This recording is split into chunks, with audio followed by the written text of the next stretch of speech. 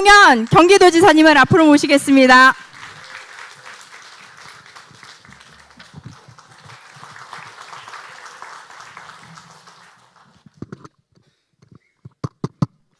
네, 여러분 반갑습니다. 잘 들리시나요? 전 우리 경기 당원동 여러분이시니까 많이 뵌 분도 있을 거고요. 어쨌든 같이 모이셔서 함께 이렇게 얘기를 나누면서 기쁩니다. 저는 오늘 어떤 분은 20분 얘기하라고 하고 어떤 분은 40분 얘기하라고 하고 제가 얼마 얘기할지 모르겠습니다.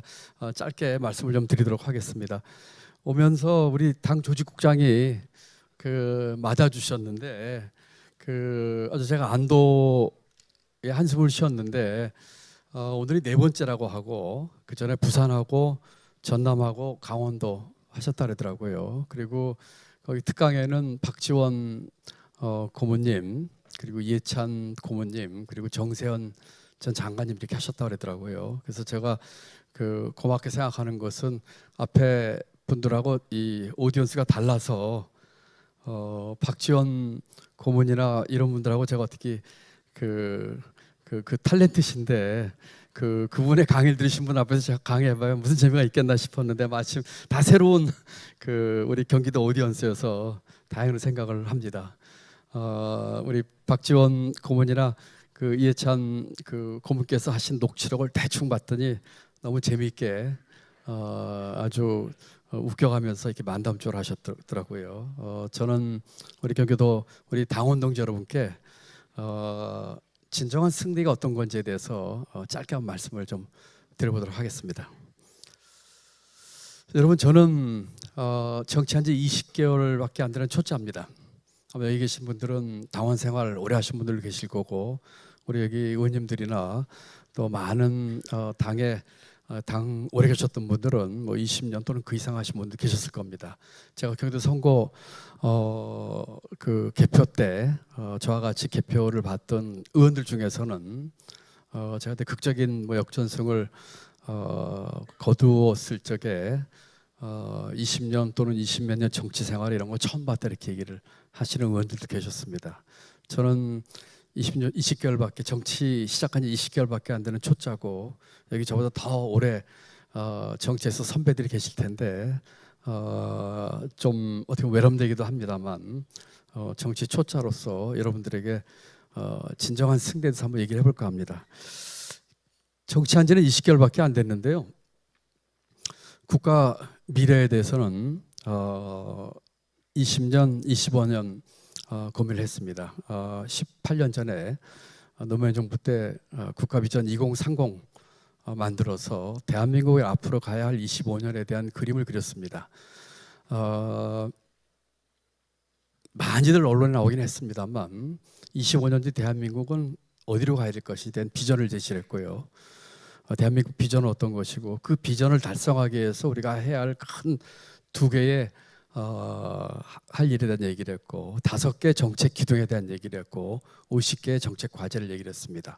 그리고 25년 동안 이 일을 우리가 실천에 옮기기 위해서 필요한 재원은 얼마나 들 것이며 그 재원을 어떻게 조달할 것인지에 대한 얘기를 했습니다. 정치한 지는 20개월밖에 안 됐지만 국가의 미래에 대해서는 이 비전 상고서 보고서 만든 게 18년 전이니까 거의 20년 가까이 25년 뒤에 대한민국 미래에 대한 고민은 누구보다 많이 했다고 감히 얘기할 수 있을 것 같습니다. 그러면서 정치가 할 일에 대해서 한번 생각을 해봤어요. 사실은 이 보고서를 만들 때까지는 그런 생각을 하지 못했습니다. 그런데 2005년도에 제가 이 작업을 마치고 2006년도에 발표했을 적에 그 당시 야당이었던 지금의 중앙정부로 얘기하면 여당이죠. 이 세금 폭탄이라고 하는 프레임을 씌워서 이 비전 2030의 계획을 좌초시켰습니다. 저는 그때 정치에 대한 관심도 없었고 정치가 무엇인지 모르는 중앙부처의 국장급 국장으로서 도대체 나라의 비례에 대해서 25년에 대한 중장기 계획을 재정계획까지 처음으로 만들었는데 왜 이것이 이런 모습으로 귀결을 내릴 수밖에 없을까 하는 것에 대한 깊은 생각을 하면서 정치는 무엇이고 이념은 무엇이고 정치 철학은 무엇인가 하는 것에 대한 생각을 하게 됐습니다. 18년 전 이야기입니다. 그래서 정치한 지는 20개월밖에 안 됐지만 대한민국의 미래에 대해서 그리고 그 속에서 정치의 역할에 대해서는 나름대로 고민을 해왔다고 자부합니다. 제가 꽤 많은 정치인들, 제가 정치하기 전 얘기입니다. 특히 제가 이제 부총리나 또는 국무조정실장이라고 하는 자리에 있으면서 만났던 가까운 정치인들에게 가장 많이 물어봤던 질문입니다. 근데 이런 질문을 뭐 가깝지 않은 사람한테는 할 수가 없지요. 가까운 사람에게 물어봤습니다. 제가 부총리하면서 이 질문을 던졌던 사람들은 문재인 대통령, 임종석 당시 비서실장, 김부겸 제가 부총리 때니까 행안부 장관 등등 이런 사람 만나서 입으로워서 제가 물어봤어요. 정치는 왜 하시는 겁니까? 물어봤어요. 문재인 대통령께도 여쭤봤습니다. 2018년 여름인데요. 제가 부총리 할 때인데 청와대하고 상당히 많은 그 의견 대립이 있어서 한 번은 대통령께서 관저에서 저녁을 하자고 부르셨습니다. 그래서 두 실장, 그 당시 비서실장과 정책실장 그리고 저 이렇게 넷이서 저녁을 하는데 약주를 많이 권하시더라고요. 저는 뭐 조용히 식사를 하고 있었는데 뭐 얘기들 그 양 실장하고 쭉 하고 그래도 제가 대통령께 여쭤봤어요. 저는 부총리 되기 전에 문재인 대통령을 한 번도 본 적이 없습니다. 제가 그 전에 만났던 대통령들도 제가 장관도 했고 차관도 했지만 대통령 되기 전에 만나본 적이 없습니다. 아무런 인연이 없는 분들입니다. 대통령께 여쭤봤어요. 저는 부총리지만 그전 대통령 알지도 못하고 부총리에서 처음 만나서 이제 지금 1년 가까이 1년 좀 지났는데 근데 궁금한 게 많다. 이제 물어봐도 되겠냐 했더니 물어보라고 하시더라고요. 5가지 물어봤습니다. 정치를 왜 하셨습니까? 별로 정치에 뜻이 없는 거라면 정치 왜 하셨습니까? 이 질문이죠. 두 번째, 정치하시면서 가장 힘들었던 게 언제입니까? 대통령 되시니까 행복하십니까? 역사에 어떤 대통령으로 나중에 남고 싶습니까? 이렇게 등등 5개를 여쭤봤더니 옆에 있던 비서실장 당시 임종석 실장이었는데 제 팔을 붙잡고 형님 왜 그런 얘기를 하시냐고 하면서 이렇게 하는데 대통령께서 자세하게 당신의 생각을 얘기하시더라고요. 여기 우리 의원님들 많이 계신데요. 정치인들이 좀 묻고 싶습니다. 왜 정치하십니까? 또 저는 스스로에게도 자문합니다. 나는 왜 정치를 시작했을까? 한번 생각을 한번 해보시죠. 지금 이 우리 연수의 프로그램이 지금 이기는 민주당 어게인입니다. 여러분, 왜 민주당이 이겨야 됩니까? 이겨야 되는 이유는 뭡니까? 왜 이겨야 된다 생각하십니까? 윤석열 정부의 이 폭정과 압정과 여러 가지 뭐라고 할까요? 실책과 이래서 우리가 이겨야 되는 겁니까? 여러분 정치학 교과서 101에서는 101이니까 이제 가장 기본적인 그 정치학 개론이 되겠죠. 이렇게 가리킵니다. 정당의 목적은 정권 쟁취라고 가리킵니다. 모르겠습니다. 제가 너무 옛날에 공부했던 거라서 지금 바뀌었는지 모르겠습니다. 그렇게 배웠어요. 제가 비전 2030 이후에 그리고 20개월 전에 대선 출마 선언을 하면서 정치에 들어온 뒤에 저는 정치학 교과서 틀렸다고 생각했습니다. 정당의 목표는 정권 쟁취가 아니라 우리 정당이 그 정당이 갖고 있는 가치의 실현이라고 저는 믿고 있습니다. 혹시 제가 틀렸다고 저하고 동의 안 하실지 모르겠어요. 저는 그렇게 생각합니다. 민주당의 목적은 민주당이 추구하는 가치의 실현이 있다고 생각을 합니다. 정권을 쟁취하는 것은 그 가치를 실현하기 위한 수단인 것이죠. 그런데 많은 사람들은 그 수단과 목표를 거꾸로 생각합니다. 수단과 목표를 도치를 하다 보니까 마치 정권 쟁취, 선거에서 이기는 것이 민주당의 묘포인 것처럼 생각합니다. 저는 개인적으로 동의하지 않습니다. 이기고 나서 뭐 할 겁니까? 우리가 지난번 3월달 대선에서 이겼더라면 대한민국을 어떻게 바꿨을까에 대해서 우리 답을 해야 되는 거 아니겠습니까? 여러분 이거 한번 보시겠어요? 모두에게 열린 기회의 나라, 약자와의 동행, 경제 민주화 구현, 국민과 함께 만드는 정치개혁, 깨끗한 지구, 지속 가능한 대한민국. 이거 어디서 나온 말일까요? 어디서 나온 말일까요? 여러분 지난번 저희 경기도 도의회에서 어떤 국민의힘 의원께서 5분 발언을 했습니다. 5분 발언은 우리 의원들께서 본회의 때 이렇게 5분 동안 자기의 이 소신과 정책 제안을 하시는 프로거든요. 그 국민의힘 의원이 나오셔서 이걸 읽으셨어요. 그러면서 물어봤습니다. 물론 뭐 5분 발언 누가 답하는 게 아니니까 이 도정 질의가 아니거든요. 쭉 읽으면서 뭐라 했는지 아십니까? 여러분 이거 김동연 도지사가 한 얘기 같지 않습니까? 그렇게 얘기를 해요. 그러더니 아닙니다. 이거 국민의힘 당 강령에 나오는 얘기입니다. 이렇게 얘기를 해요. 여러분 어떻게 생각하십니까? 이거 국민의당 강령에 나오는 얘기래요.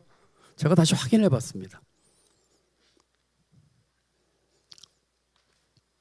민주당의 가치는 무엇일까요? 우리 민주당이 추구하는 가치는 무엇일까요? 짧은 동영상 하나 보여드릴까요? 이 동영상은 작년 지방선거 있기 불과 일주일 연전쯤 경기도 야탐역에서 했던 얘기입니다. 이때 이재명 이 당시는 후보셨죠. 오셨고 그때 국회의원 보궐선거 나오셨고 밤 10시가 넘어서는 마이크를 못 씁니다. 못 쓴다고 합니다. 선거법에서 육성으로 했던 얘기입니다. 한번 들어보시죠.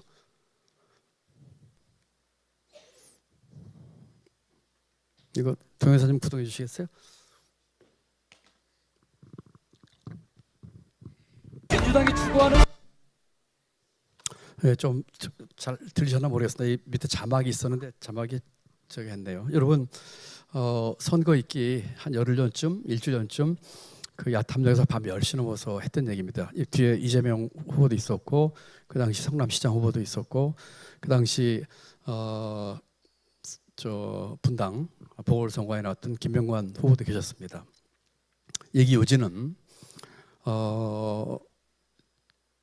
엉터리 진보, 엉터리 보수 아니고 제대로 된 진보의 가치를 세우자고 제가 얘기를 했습니다. 이번 선거를 통해서 보이자는 얘기를 했습니다. 민주당이 추구하는 제대로 된 가치. 여러분 이거는 우리 민주당 강령 전문에 나오는 얘기 중에 하나입니다. 한번 보실까요? 혁신과 성장을 지속하는 가운데 사회 불평등을 해소하고 국민 통합을 실현하고 모든 국민에게 안전하고 평화로운 삶을 보장한다. 이것이 민주당 강령 한 페이지에 돼 있는 전문에서 나오는 중간에 나오는 핵심 단어입니다. 민주당의 가치를 5개로 당 강령은 얘기를 했어요. 공정, 생명, 포용, 번영, 평화입니다. 여러분 특권과 반칙과 차별이 없는 공정을 얘기했고요. 생명의 고귀함과 생명의 가치를 얘기했습니다. 기후변화 얘기를 했고요. 이런 것에 대한 또 감염병에 대한 얘기도 했습니다. 포용에 얘기했습니다. 우리 불평등 해소하고 고른 기회 만들어서 함께 오로 사는 공동체 만들 얘기를 했습니다. 번영 얘기를 했습니다. 혁신과 성장을 통한 번영을 얘기했고요. 마지막으로 남북한 그리고 동북아 세계 평화 얘기를 했습니다. 이것이 민주당 전문에 나오는 5가지 가치입니다. 제가 경기도지사 경선에서 다른 후보들하고 토론할 적에 후보들이 저렇게 많이 얘기를 하셨어요. 민주당의 DNA에 대한 얘기를 하셨습니다. 저는 그때 그 결과 나오기 전에 제가 제일 앞서 있었기 때문에 다른 후보에 대한 비난은 일치하지 않았습니다만 하도 그 얘기를 하셔가지고 제가 어느 날 토론에서 여쭤봤어요. 한 후보께 민주당이 추구하는 가치가 도대체 뭡니까? 물어봤습니다. 죄송한 얘기지만 답을 못 하시더라고요. 아까 국힘의 도의원이 얘기한 국민의힘 강령과 우리 민주당 강령을 제가 보여드렸는데 이 차이는 뭘까요? 차이는 뭘까요? 똑같은 불공정, 공정 얘기하고 경제 민주화 얘기하고 하는데 깨끗한 지구 얘기했는데 그럼 국민의힘과 민주당의 차이는 뭡니까 도대체? 저는 두 가지라고 생각합니다. 첫 번째는 진정성입니다. 이 진정성은 그 말의 내용을 머리로 이해할 뿐만 아니라 가슴으로 느끼셔야 된다는 얘기죠. 공정이라는 얘기를 하면서 그 말의 뜻도 모르면서 불공정한 행위를 한다면은 말이 안 되는 소리죠. 자유를 얘기하면서 자유 뜻도 모르는 사람도 있습니다. 여러분 입만 뻥끗하면 자유 얘기를 해요. 자유주의와 자유민주주의의 차별도 못하는 사람도 있습니다. 누군지 아시겠죠? 여러분 깨끗한 지구 얘기하면서 지속 가능한 지구 얘기하면서 기후변화에 대해서 우리가 엄정하게 대처를 해야 되는데 불구하고 녹색성장, 탄소 중립 기본계획 내면서 신재생 에너지 비율을 낮추고 실천해야 될 계획은 자기 임기 뒤로 미루고 우리 목표 년도인 2030년대로 다 밀어버린 그런 사람도 있습니다. 여러분 진정성은 그 말에 대한 뜻을 정확하게 가슴으로 느끼고 정말 그걸 실천할 의지가 있어야 되는 것이죠. 만약에 우리가 지금 얘기한 사람과 똑같이 지금 얘기한 윤석열 대통령과 똑같이 우리가 얘기하는 공정과 포용과 평화를 머리로 이해하고 가슴으로 느끼고 진정성 가지고 하지 않는다면 우리 똑같은 사람 되는 겁니다. 그 차이가 비록 똑같은 말을 강령에 썼다고 하더라도 너무나 큰 차이가 있는 것이죠. 두 번째는 실력입니다. 여러분 그와 같은 것들은 어떻게 실천에 옮길 수 있겠습니까? 여러분 말로만 좋은 얘기해서 뭐합니까? 여러분 신영복 선생은 인간의 거리 중에서 가장 먼 거리를 머리에서 가슴까지라고 했습니다. 서울에서 부산도 아니고 서울에서 뉴욕도 아니고 머리에서 가슴까지라고 했습니다. 머리로 이해하는 것과 가슴으로 느끼는 것과 너무나 차이가 크다는 얘기죠.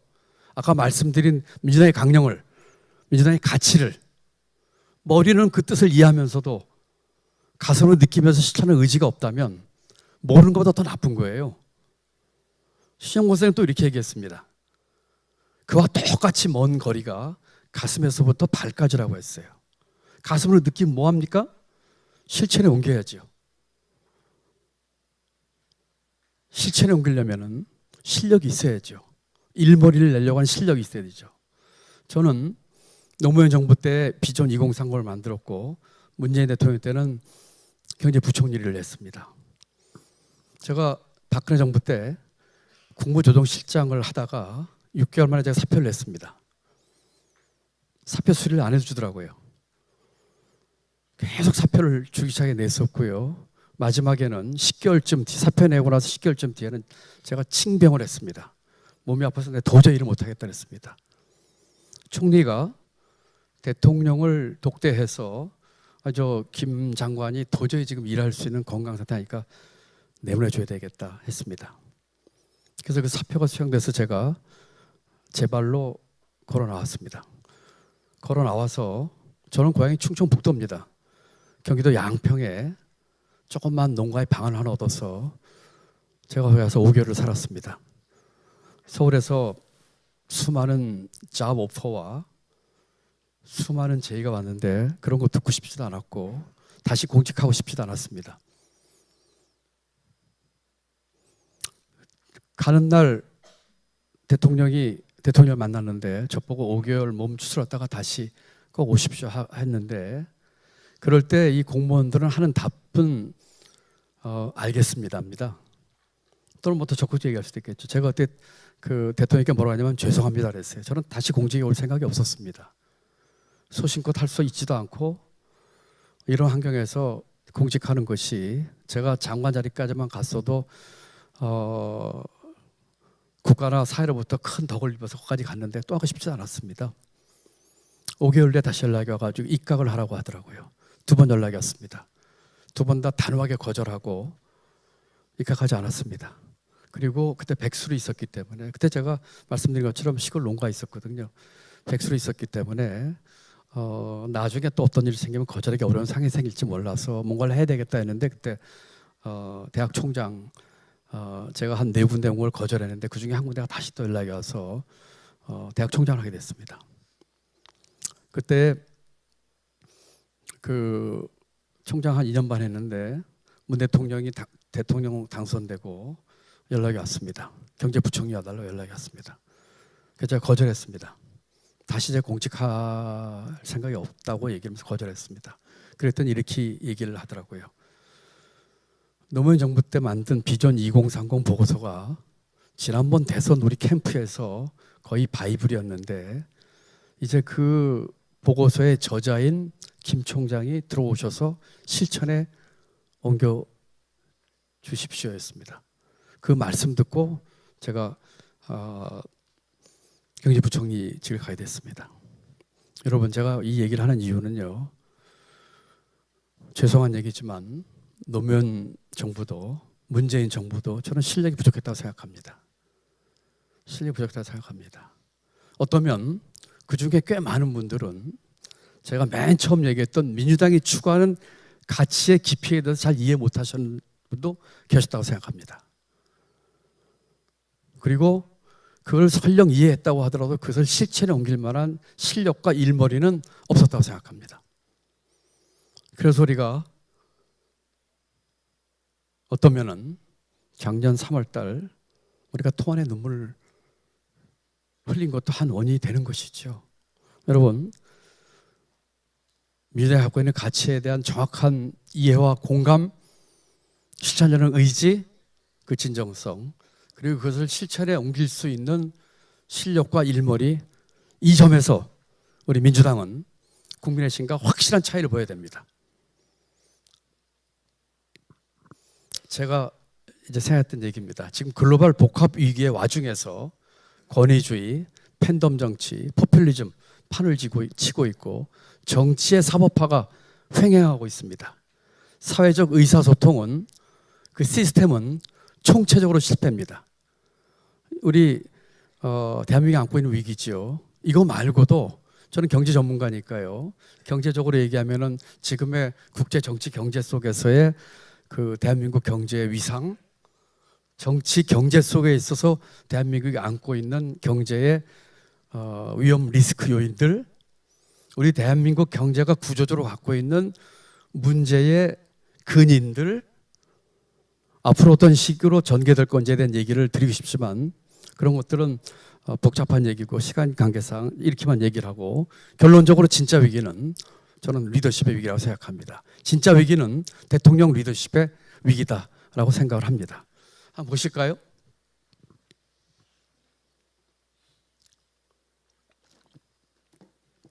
인터뷰를 하면요, 많은 분들이 윤석열 정부를 평가해달라고 합니다. 뭐가 문제냐 물어봅니다. 제가 첫 번째로 한 얘기가 첫 번째입니다. 비전 부재죠. 도대체 대한민국을 어떻게 이끌 생각이고, 앞으로 4년 뒤, 5년 뒤 대한민국의 모습은 무엇이고, 한 번도 들어본 적이 없다. 도대체 무슨 비전을 가지고 나라를 운영하고 경영하는 건지는 모르겠다라고 얘기를 합니다. 여러분, 대한민국의 비전이 지금 뭡니까? 지금 정부가 나라를 경영하면서 국가를 운영하면서 목표를 생각하는 지향점과 비전은 무엇입니까?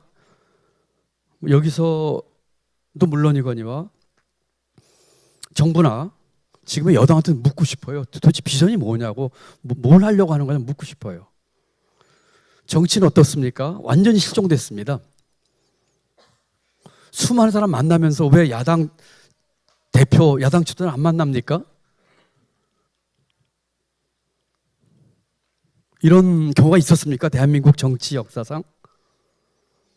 없었죠? 그렇죠? 그러면서 정치는 극한 투쟁으로 지금 가고 있습니다. 경제는 어떻습니까? 경제는 제가 지난번 인터뷰 때 권치경제라고 얘기를 했습니다. 시장경제 말로 얘기하고 보이지 않는 손 말로 얘기해서 뭐합니까? 보이는 주먹이 지금 앞서고 있고, 그리고 지금 한마디로 얘기하면 신자유주의로 해서 지금의 이 어려운 경제 상황 속에서 이 경제 난국을 뚫고 나갈 답을 못 주고 있는데, 경제 관료들은 그렇습니다.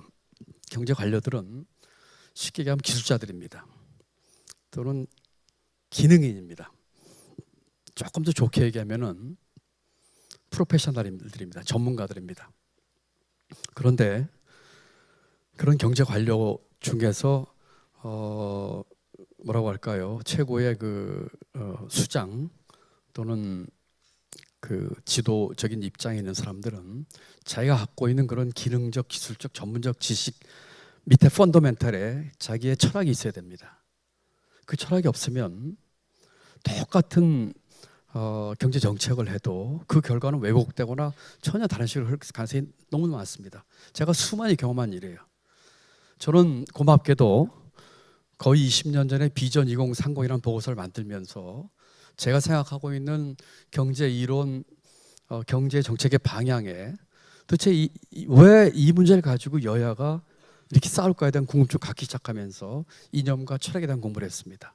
자본주의 역사 350년 상에 수많은 자본주의가 있어 왔습니다.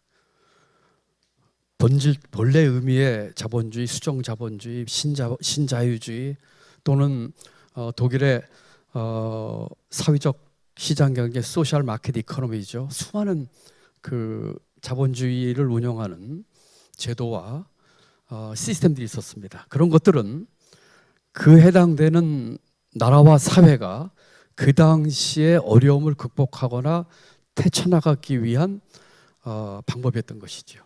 대한민국은 어떻습니까? 대한민국은 한국전쟁 이후에 국가 주도의 개발 경제로 국가 권위적인 경제로 끌고 왔었고, 그러다가 어느 순간부터 제가 지금 말씀드린 본래 의미의 자본주의, 시장 경제, 수정 자본주의, 신자유주의 오만 것들이 짬뽕이 돼가지고 들어와가지고 다 섞여 있어서 이게 뭐가 뭔지도 모르는, 그렇지만 기본적으로는 국가 주도의 경제 운영 시스템으로 지금까지 돼 왔습니다. 말로는 시장 경제 한다고 하면서, 말로는 보이지 않는 손이 시장을 움직인다고 하면서 이번 정부에서 보이는 주먹이 앞서지 않습니까? 경제에 KT 이모는 정부가 도대체 무슨 지분이 가지고 있다고 그렇게 하며, 금융을 감독하는 자리에 웬 검찰 출신이 가며, 여러분, 어설픈 보수는 시장 경제를 주장하면서 시장 만능주의로 갑니다. 우리도 한번 반성해 봅시다. 어설픈 진보는요, 시장 만능주의를 깨져가면서 시장주의까지 깹니다. 그 경계가 굉장히 애매해요. 거의 예술적인 경제를 다루지 않으면은, 또는 좁은 확신범이 돼서 내가 생각하는 이념을 가지고 주장하게 되면은 이 자체를 조종할 수 있는 능력을 상실하게 되면서 수많은 잘못을 저지르게 됩니다. 외교는 어떻습니까? 여러분, 아까 우리 이면도 얘기를 하셨는데, 지금 우크라이나 사태 얘기하면서 하는 대통령의 얘기나 또 중국에 대해서 하는 얘기나 하는 걸 보면은 외교도 이런 초보 외교가 있습니까? 여러분, 제가 생각하는 외교의 기본은 이렇습니다. 대한민국 외교 정책은 대한민국이 국제적으로 우리가 추구하는 가치와 원칙을 분명하게 천명하고 거기에 맞춰서 외교의 사례를 쌓아가서 모든 국제사회에서 대한민국은 이런 경우가 생기면 이렇게 예측이 되는 거 하는 것을 보여주는 것이 외교의 정석입니다. 여러분, 우리가 추구하는 외교 정책의 기본 원칙이 어떤 게 있겠습니까? 민주주의, 인권, 시장경제, 자유무역, 기후변화에 대한 적극 대처, 감염병, 이 인류 위기에 대한 공동 대처, 또는 최근에 우크라이나를 얘기하자면 지난 11월 달인가 대통령이 자기 입으로 얘기를 했던데, 인도적 지원을 할지 몰라도 살상무기 지원 안 하겠다는 원칙, 그런 것들이 쭉 우리가 트랙 레코드를 쌓여오면 미국이 아무리 압력을 넣어서 이렇게 하라고 하더라도 대한민국은 우리 원칙대로 가는 나라라는 걸 보여주고 예측 가능해야 되는 것입니다. 그 원칙이 없으면 바람이 이렇게 불면 이쪽으로 눕고 저처럼 눕고 갈대처럼 그렇게 되는 것이죠. 지금의 외교가 그렇지 않습니까? 지금의 외교가 균형 잡힌 외교며 국익을 극대화하는 외교입니까? 제가 지난주에 미국과 일본을 다녀왔습니다. 미국의 대통령 후보라고 하는 주지사 한 사람 만났고 한 사람 길게 통화했고 다음 주에 또 한 명 만납니다. 다음 주에 오는 사람은 플로리다 주지사인데 아시다시피 공화당의 지금 1번 주자입니다.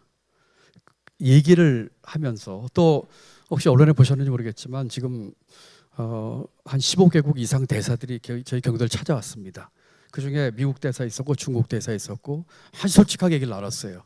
어떨 때는 너무나 이 오프 더 레코드로 할 얘기라서 그냥 둘이 얘기하자고 하고 비밀 얘기도 나눴습니다.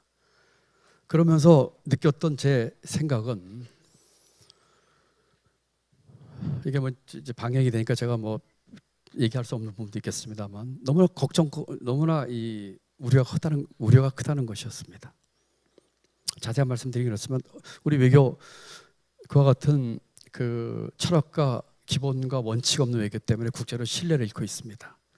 이것은 이번 정부가 끝나도 다음 정부에 영향을 필요없이 미칠 수밖에 없을 겁니다. 검주국가 아닙니까? 어떤 사람은 압수수색을 300번 이상을 당했어요. 저희 경기도청도 10수차례 당했습니다. 제 방도 압수수색을 당했어요. 저희가 작년 5월 달에 이사를 했고요. 제 컴퓨터 작년에 새로 산 컴퓨터고요. 그런데 몇 년 전 일이라고 해서 제 방을 압수수색을 하겠다고 하더라고요. 그러면서 제 방에는 서류까지 보겠다 해서 제가 문 딱 잠그고 만약에 그렇게 하면 문 부수고 들어가라 했어요. 문 부수고 들어가라 했어요. 차마 문은 부수지 못하고 결국 나중에 타입하기를 제 컴퓨터에서 북한과 관련된 그 단어를 넣어서 포렌식 하겠다고 하는 걸로 해서 저희 입회하에서 그것만 했습니다. 뭐가 나왔겠습니까? 아무도 나올 게 없죠. 제 컴퓨터 작년에 산 거고 저희가 작년에 제조됐다는 증명, 작년에 산 증명까지 해도 막무가내예요. 검주국가 아닙니까?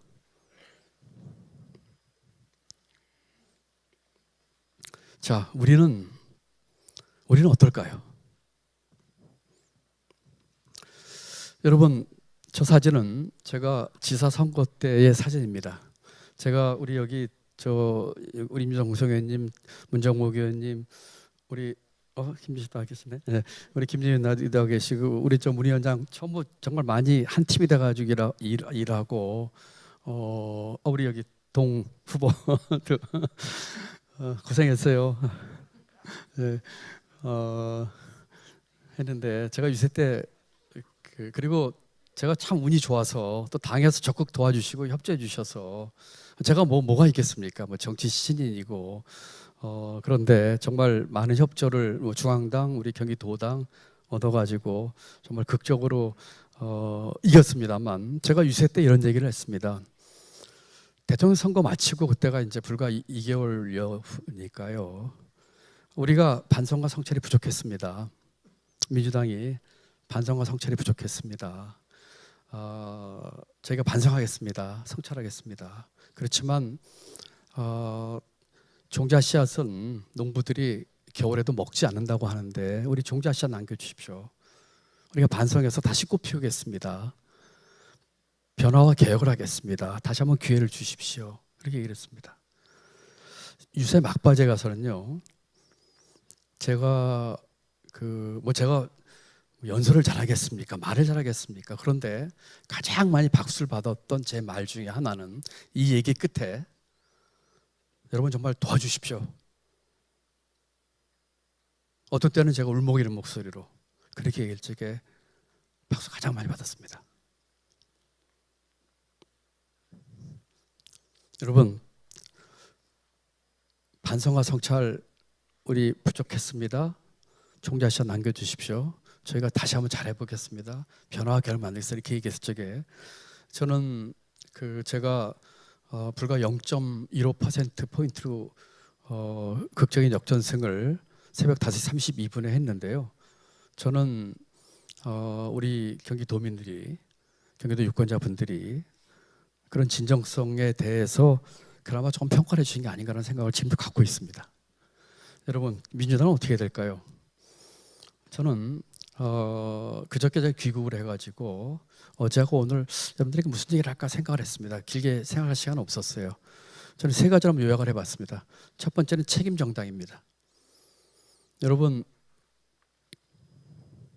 우리가 12구 참사 때 그게 밤 10시에 밤늦게 났는데 저희가 자정 넘어서 바로 경기도 소방차와 소방대를 보냈고요.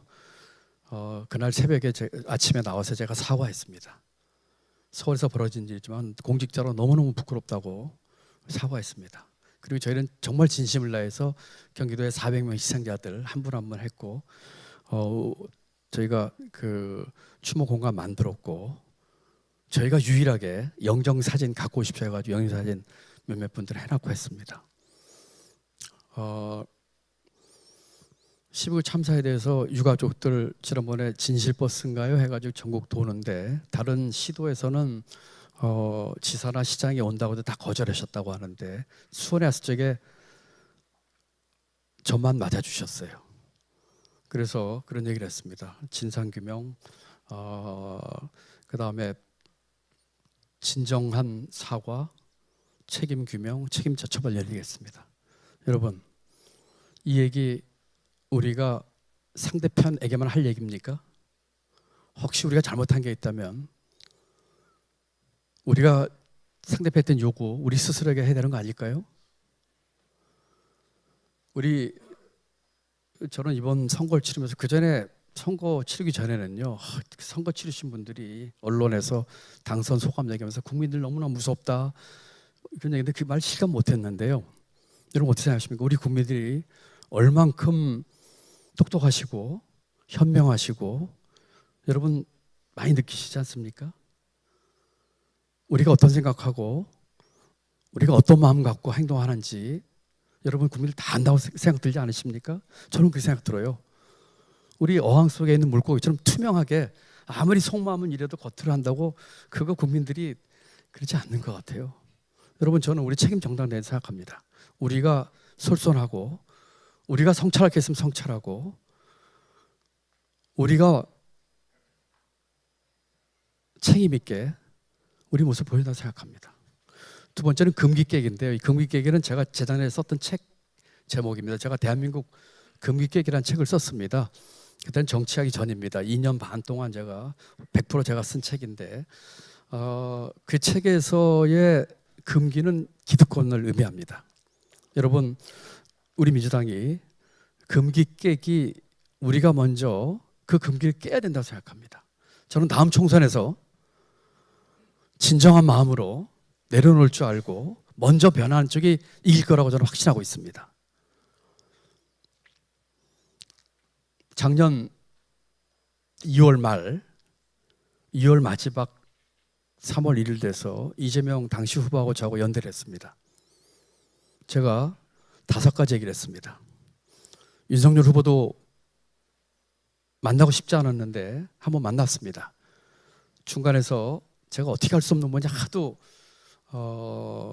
부탁을 해서 나는 그분하고 별로 말 섞을 일 없다라고 없을 것 같다고 했는데 하도 그래서 만나서 얘기만 들어보겠다고 했었고 이재명은 3번 만났습니다. 그때 제가 내가 왜 정치를 했을까? 내가 추구하려고 하는 것은 무엇일까를 가지고 고민하다가 5가지로 정리를 했습니다. 그리고 5가지를 얘기했을 적에 윤석열 후보는 별로 관심이 없었어요. 선배님 그건 들어와서 같이 한번 해보시죠 하고 저한테 쭉 여러 가지 좋은 얘기만 했습니다. 이런 거 해주겠다고. 이재명 후보는 다 받았어요. 그런데 첫 번째가 뭔지 압니까? 권력구조 개편이었습니다. 권력구조 개편이었습니다. 지금의 제왕적 대통령제를 분권형 대통령제를 만드는데 4년 중임제로 하자. 그런데 대신에 제가 타임 시간 계획을 거기다 집어넣었어요. 만약에 당선이 되면 1년 안에 국민이 동의하는 개헌안 만들어서 국회에 보내고 국민 투표하자 한다. 그러고 거기다 그 얘기를 썼습니다. 이 합의에 지금 4년 중임제인데 지금 대통령 임기가 5년 아닙니까? 당선되면 내가 1년 임기 줄이겠다고 국민에게 약속하라고 그랬습니다. 두 번째, 정치 개혁 얘기를 했습니다. 선거법 바꾸자, 정치자금법 바꾸자, 국회의원 면책특권 내려놓자, 국민 소환제 도입하자. 그런데 이것들 관련된 법 전부 다 대통령 당선되면은 인수위 기간인 2달 내에 입법안을 만들어서 국회에 내자고 시간계획표를 세웠습니다. 이것은 당선된 사람에게는 자기 기득권 내려놓는 일입니다. 내 임기 1년 줄이겠다. 그리고 인수위 기간 중에 이 법 다 만들겠다. 제가 법 내용까지도 얘기를 했습니다. 예를 들어서 정치자금법. 지금은 국회의원 비석의 의석수에 비례해서 줍니다. 그걸 왜 정부가 결정하냐? 대한민국 유권자 4,200만 명인데 선거에 나가는 국고보조금이 한 2천 몇백억 됩니다. 그 사람들에게 5천 원씩 바우처 주자. 개개인의 유권자가 내가 지지하는 정당, 내가 지지하는 정치인에게 보내주자. 왜 이 의사결정을 정부가 하느냐? 우리 유권자가 하도록 하자. 이런 법을 고치자 그랬습니다. 금기깨기 정당은 우리가 갖고 있는 기득권 내려놓기입니다. 여기서 나온 여러분들이야 그동안 힘든 상황에서 애쓰시고 이런 분들이니까 이 말씀이 실감이 덜 나실지 모르겠습니다만 적어도 우리 정치에서 기득권 갖고 있는 사람들 우리 당에서 먼저 기득권 내려놓고 금기깨기 정당 하면은 저는 국민들이 우리 당을 사랑하고 지지할 걸 믿습니다. 놓는 게 붙잡는 거예요. 세 번째는 문제해결 정당입니다. 아까 제가 일머리 말씀드렸어요. 말만 먼저 하면 뭐합니까? 또 그걸만 이해하고 공감해서 뭐합니까? 그걸 실천에 옮길 수 있는 실력이 있어야죠. 우리는 그런 실력이 있습니까? 우리는 지난번 대선에서 만약 이겼더라면 어떤 세상을 만들었을까요? 에 대해서 우리가 답을 할 수가 있어야 됩니다. 여러분 답할 수 있을까요? 해야 됩니다. 지난번 3월달 대선에서 이겼더라면 적어도 우리는 대한민국을 이렇게 바꿔놓으라고 얘기할 수 있는 실력이 있어야 되는 것이죠.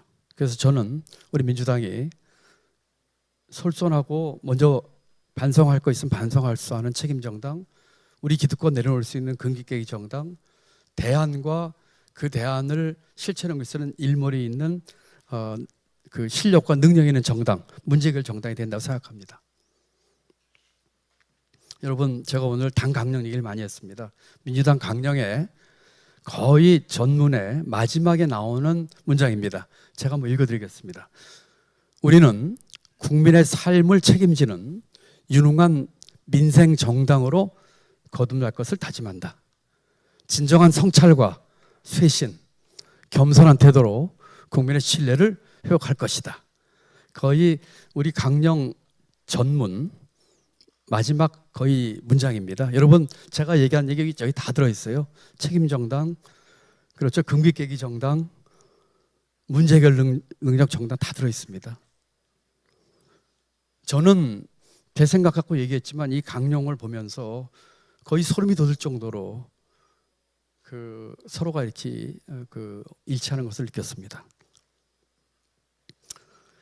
개인적으로는 우리 민주당이 겸손했으면 좋겠습니다.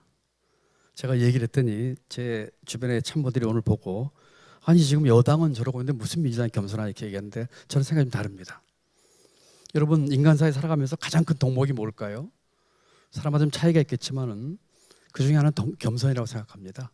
우리 민주당이 거대 의석을 가진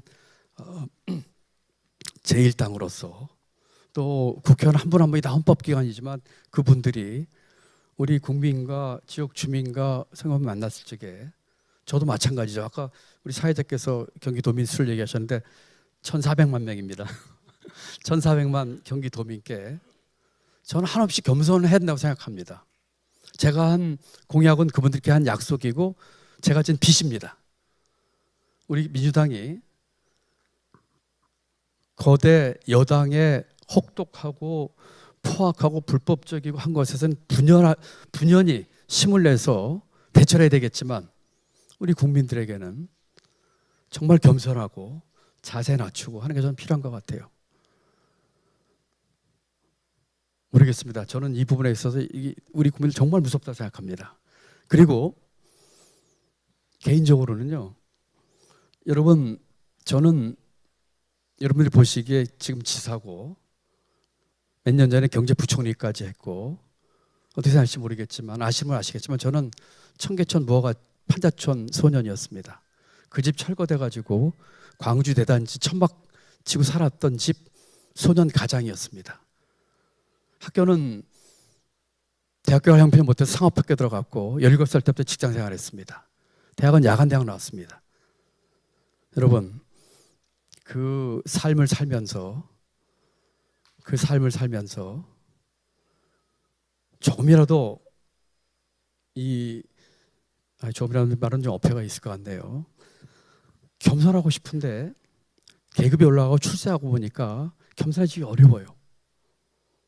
정말 그렇습니다. 그런데 겸손한 척이라도 하려고 하는 노력을 끊임없이 하니까 저도 이게 좀 교만한 말씀인지 모르겠습니다. 어떤 때는 진짜 겸손해질 때가 있더라고요. 지금도 제 속에 교만이 가득 차 있을 겁니다. 그렇지만 계속 그걸 노력을 해가지고 하게 되면은 적어도 이 겸손이 내가 세상을 살아가는 데서 얼마나 좋은, 표현이 좀 이상합니다, 전략이고 정책인지, 그리고 그것이 어느 정도 지나면은 스스로에게 체화가 돼서 나의 일부분이 될 수 있다는 생각이 들더라고요. 저는 민주당이 그랬다고 생각합니다. 교만하지 맙시다. 자세 낮추고 국민을 할같이 섬기고 그랬으면 좋겠어요. 그리고 솔선했으면 좋겠어요. 왜 남 잘못은 지적하면서 우리 잘못은 숨깁니까? 우리 잘못, 우리 필요하면 살을 도려내 앞에서 도려내야죠. 그렇게 안 하고서 손가락질할 자격이 있겠습니까? 그리고 모든 정책과 여러 면에서 우리가 솔선했다 생각합니다. 우리가 팔 걷어붙이고 손에 물 담그고 구정물에 발 걷어붙이 들어가야 된다 생각합니다. 실력은 제가 여러 차례 얘기했으니까 말씀 안 드리겠습니다. 이 실력은 공부 잘하고 뭐 이론 많이 알고 이런 실력이 아닙니다. 굉장히 광범위한 우리 민주당의 실력, 의사소통 능력, 문제 해결 능력, 이런 걸 포함한 광의의 실력이죠. 여러분, 이기는 민주당이 되기 위해서 뭘 해야 될까요?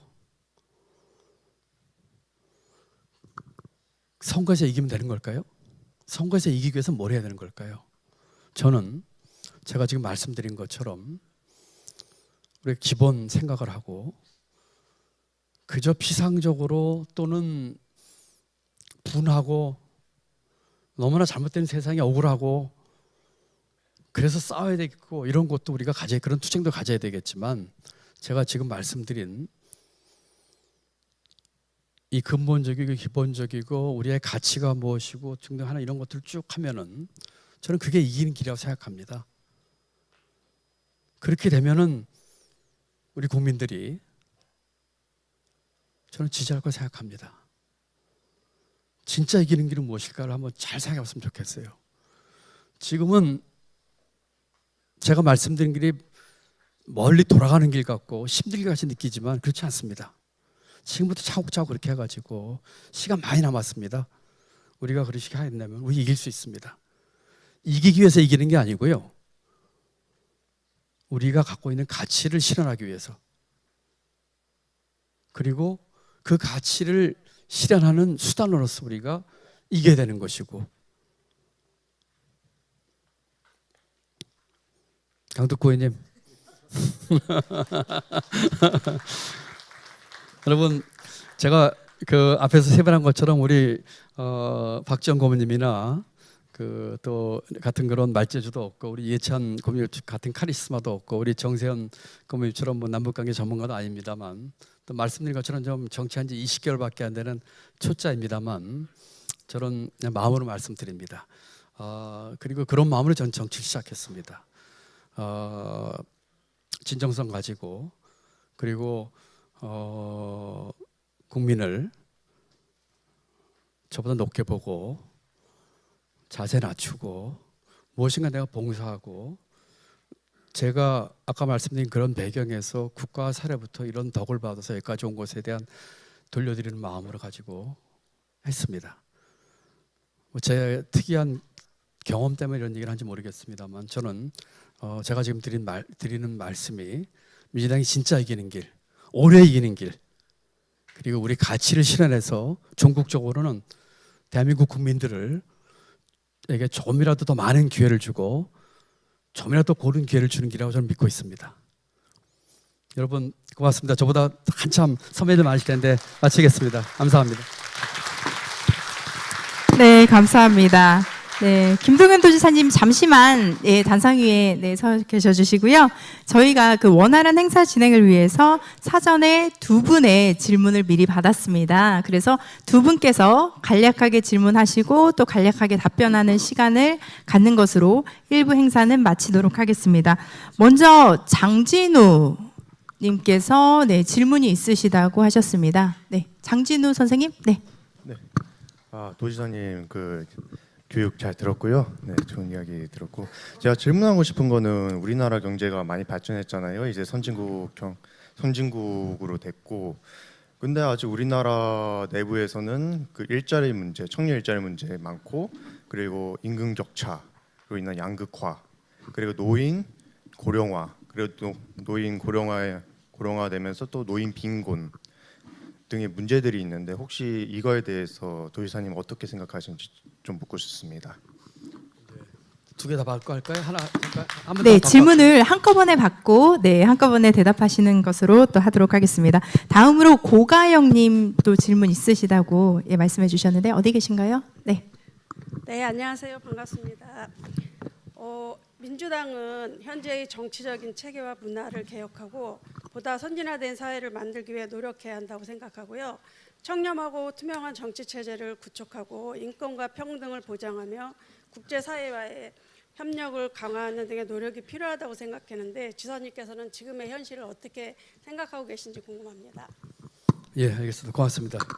두 분 질문이 굉장히 범위가 넓어가지고 그렇죠. 그래가지고 특히 두 번째 질문은 제가 잘 못 들어서 제가 제대로 이해했는지 모르겠습니다. 하여튼 두 분께 답을 드리겠습니다. 첫 번째 질문은 이제 경제, 고용 문제, 양극화 문제, 이 전반적인 사회 문제를 얘기를 해주셨다고 생각을 합니다. 경제는 아까 제가 잠깐 얘기를 했지만 상당히 그 어려움이 오랫동안 갈 겁니다. 저는 경제 위기 수준에 가까운 어려움이 있을 거라고 예상을 하고 있습니다. 거기에 따라서 일자리 문제라든지 이런 것들은 안 좋아질 거고, 특히 양극화나 소득 분배 문제에 있어서는 앞으로 악화될 것으로 저는 예상을 하고 있습니다. 좀 우울한 전망을 해서 대단히 미안한데 죄송한데 소득 양극화나 이 분배 문제는 지금의 정부의 경제 정책으로 봤을 때 아까 제가 신자유주의라든지 시장주의를 주장하지만 사실은 권치경제 이런 얘기를 했기 때문에 그와 같이 말씀드리는 경제의 결과의 가장 큰 특징은 양극화의 심화로 나타날 것입니다. 그렇기 때문에 그렇게 말씀드릴 수 있겠고, 특히 지금 국제 정치 경제와 국제 경제 얘기 말씀을 잠깐 드렸어요. 이 상황이 지금 우리에게 굉장히 우호적이지 않게 돌아갈 것으로 전망이 되기 때문에 더 가중되는 그런 복합 위기가 올 것으로 저는 보고 있습니다. 2008년도에 국제금융 위기가 왔어요. 그때 제가 청와대 경제금융 비서관을 하고 있었는데 그 당시 많은 사람들은 제가 지금 말씀드린 것을 하나로 딱 예를 들어서 말씀드리겠습니다. 그 당시 많은 사람들은 그 경제 위기의 직접적인 원인으로 미국의 서브프라임 모기지를 들었어요. 다 그렇게 알고 있죠. 그리고 그것이 금융시장을 쳤고 그것이 국제금융시장에까지 미쳤고 그것이 한국에 왔었고 한국의 금융시장이 그때 흔들렸고, 그렇지만 다행히 실물시장까지는 넘어가지 않은 초기에 건설, 조선, 해운 조금만 좀 건드리고는 다행히 실물경제로 전이가 되지 않았어요. 그런데 중요한 것은 그때의 2008년도에 그 국제금융위기의 진짜 근본적인 원인에 대한 분석입니다. 진보적인 경제학자들은 이렇게 얘기를 했어요. 그런데 로버트 와이시 같은 경제학자이면서 미국의 노동부 장관 한 사람은 이렇게 얘기를 했습니다. 하나만 예를 들어볼게요. 미국의 100년 동안에 통계를 가지고 그래프를 하나 간단히 그렸는데 그 그래프는 미국의 1% 상위 소득자가 미국 전체 국민이 벌어들이는 소득의 몇 프로를 가져가는가에 대한 통계입니다. 그거를 2007년까지 해서 100년간 통계를 냈는데 재미있는 게 나타났어요. 그래프가 이렇게 왔다 갔다 하는데 제일 높은 그걸 피크라고 하거든요. 정점이 두 해가 있었어요. 근데 공교롭게도 두 해의 숫자까지 똑같았어요. 근데 그게 2007년입니다.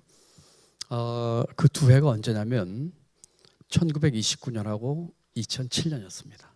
그리고 숫자가 제가 정확히는 기억하는데 24점 몇 프로인가 그랬어요. 다시 말씀드리면 그 두 해는 미국에서 1%의 상위 소득자가 미국 국민 전체가 벌이는 소득의 24%를 가져갔다는 뜻입니다. 그 해가 1929년과 2007년도입니다. 이 1929년 어떤 해죠? 대공황이 있던 해입니다. 2007년도는 2008년 국제금융위기 나기 전해입니다. 이거 하나로 얘기할 수는 없지만 이런 것이죠. 그 국제금융위기의 근인은 양극화 소득 불균형이다 이런 얘기죠. 서브프라임 모기지는 그것에 점화를 시키는 방아쇠 역할을 뭐 했는지는 모르겠지만 그런 것이죠. 여러분 이 이론은 굉장히 중요한 그 교훈을 우리에게 줍니다.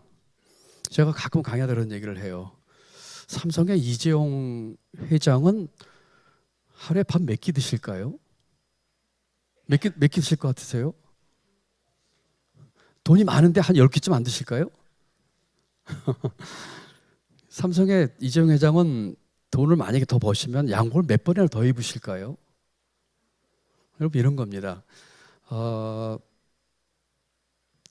돈이 소득이 늘어나에 따라서 내가 소비를 늘리는 거를 경제에서는 한계 소비 성향이라고 얘기하는데요. 일정 소득 이상인 사람은 그게 빵입니다.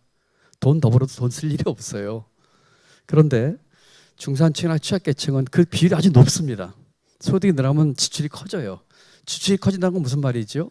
소비가 늘어난다는 얘기고, 소비가 늘어난다는 건 투자가 늘어난다는 얘기고, 투자가 늘어난다는 거는 소득이 늘어난다는 것과 관련성이 크다는 얘기거든요. 바로 이겁니다. 왜 이 양극화가 우리에게 그 정말 위험한 요인이냐, 위험한 요소냐, 여기 나오는 거거든요. 우리가 취약계층이나 어려운 사람에게 복지를 하고 또는 하는 것을 시혜나 배려로 생각하면 안 됩니다. 그건 그분의 권리라고 생각을 하고 사회적으로 투자라고 생각을 하고 그것이 제가 지금 말씀드린 앞으로 있을 경제 위기를 극복하는 방법이 될 수 있고 공동체로서 지속 가능하게 발전할 수 있는 길입니다. 그런데 지금 정부는 소위 신자유주의나 또는 시장 만능주의에 가까운 것으로 인해서 이와 같은 것을 늘릴 겁니다. 격차를 늘릴 겁니다. 그러면서 지금 재정 건전성 강조하고 정부 지출 안 하고 있습니다. 지금의 그 코로나나 이런 것으로 인해서 돈이 많이 풀려서 거시 경제를 안정시켜야 된다고 하는 전제는 맞지만 재정 정책은 그렇게 가서는 안 되거든요. 저는 나라 살림을 10년 동안 책임졌던 사람입니다. 그 같은 거시 안정이라고 하는 전제를 하면서 지금은 아까 제가 말씀드린 그러한 소득 양극화나 또는 우리가 하려고 하는 것에 돈을 써야 될 때거든요. 그런데 재정 건전성 얘기하고 그냥 교조적으로 재정의 그 건전성 얘기하고 이렇게 하고 있거든요. 크게 잘못될 겁니다. 아마 머지않아서 아마 그 결과로 나타날 것입니다. 우리 민주당에서 이런 문제에 대해서 정확하게 지적을 하고 대안을 제시해야 됩니다. 조심을 해야 될 것이 재정을 확대 재정 정책을 쓰는데 그것이 거시 경제를 흔드는 식으로 쓰면 안 됩니다. 그렇다면은 통화나 금융은 이렇게 써서 안정을 시키되 재정은 그와 같은 것을 건드리지 않으면서 핀포인트 하듯이 우리가 필요로 하고 이런 것들을 해결할 수 있는 돈을 써야 되겠죠. 이번에 지역화폐 어떻게 했습니까? 중앙정부에서 예산 내면서 전액 삭감해 가지고 왔었어요. 겨우 반 살렸는데 경기도 타격이 제일 큽니다. 노인 일자리 어떻게 됐나요? 줄였어요. 이번에 작년에 저희가 경기도 예산 짜면서 노인 일자리 늘렸고요. 정부가 중앙정부에서 주는 것에 매칭하지 않고 저희가 순전히 늘렸습니다. 9만 개 일자리 만들었는데 저희가 그 돈을 깎았는데 저희가 10만 개 이상 늘렸어요. 그리고 그 돈을 우리 경기도 다 하겠다 그랬습니다. 지역 앞에 우리 작년에 5조 발행했거든요. 5조 발행하겠다고 했습니다. 지금 경기도가 중앙정부와 지금 다른 정책 방향으로 감들이 제법 있거든요. 우리 민주당이 뭐 제가 다 맞다는 뜻은 아니에요. 민주당이 우리 경기도에 9개 시가 있는데 그 시나 우리 경기도에서 이런 것들에 대해서 우리가 실력을 보여줘야 됩니다. 민주당이 맡은 광역기초단체에서 저렇게 다른 거라는 걸 보여줘야 됩니다. 하여튼 뭐 그런 정도로 말씀을 드리고 제 말씀이 길어진 것 같습니다. 두 번째 분 질문도 사실 비슷한 맥락이라고 생각을 하고 제가 다 이해는 못했습니다만 지금 이제 국제 얘기도 하셨고요. 그 국제 정치나 국제 정치 경제 상황이 굉장히 좀 엄중합니다. 우리에게 굉장히 안 좋은 방향으로 갈 가능성이 있고 아까 말씀드린 것처럼 외교는 균형 외교가 아니라 한쪽에 경사돼 가지고 지금 그 균형을 깨고 있죠. 예를 들어서 한일 관계 어떻게 됐나요? 우리가 지금 강제징용에 대한 배상 문제에 대해서 지금 우리가 그동안 유지했던 한일 관계 기본은 과거에 대한 그 진솔한 사과와 또 미래로 나가는 것이 같이 투출해가러 가는 것이 한일 관계 기본적인 외교의 원칙이었습니다. 근데 이번에 그 균형을 깼거든요. 그리고 중국과의 관계는 어떻습니까? 얼마 전에 중국에 대해서 험한 얘기했고 얼마 전에 러시아에 대해서도 니네는 하는 것 따라 다르다 뭐 이런 식으로 얘기를 하고 했고 이 국제 관계는 굉장히 정치 관계는 그 부정적인 방향으로 갈 겁니다. 그리고 국제 정치 경제는 지금의 패권주의 경쟁에서 미국과 중국과 전부 다 자국 보호주의로 갈 것이고요. 지금 반도체법이나 IRA나 모두가 다 그런 식으로 가고 있습니다. 우리 수출로 먹고 사는 우리가 지금 무역수지 적자가 13개월 계속되고 있고요. 중국하고의 무역수지 적자가 작년부터 지금 생기기 시작을 했어요. 이것은 저에게 굉장히 안 좋은 사인이 지금 나오고 있는 겁니다. 이런 상황에서 우리가 지금 안보와 경제가 전부 다 외교적으로 한쪽에 경사되어 가지고 전혀 그 균형 잡히지 못하고 또 아까 제가 말씀드린 것처럼 우리가 생각하는 외교의 가치와 원칙 다 무시하고 지금 왔다 갔다 하고 있거든요. 굉장히 안 좋은 방향으로 갈 것이라고 생각을 합니다. 민주당은 이런 면에 있어서 중심을 반드시 확실히 잡아야 된다고 생각합니다. 대북 관계도 그렇고 동북아 균형에서도 그렇고 국제 경제 면에서도 그렇고 또 지금 제가 말씀드린 외교 원칙과 균형 잡힌 외교면에 있어서도 우리 민주당이 분명히 중심 잡고 대안 제시하고 함으로써 국민들에게 저는 보여줄 거라 생각합니다. 제가 말을 다 듣지 못해서 이 국제 얘기만 말씀드렸는데 답이 됐나 모르겠습니다. 혹시 뭐 더 제가 놓친 게 있나요? 괜찮겠습니까? 네. 이 정도 하겠습니다. 예. 감사합니다. 우리 당의 비전을 제시해 주신 김동연 경기도지사님께 다시 한번 큰 박수 부탁드립니다. 감사합니다. 네.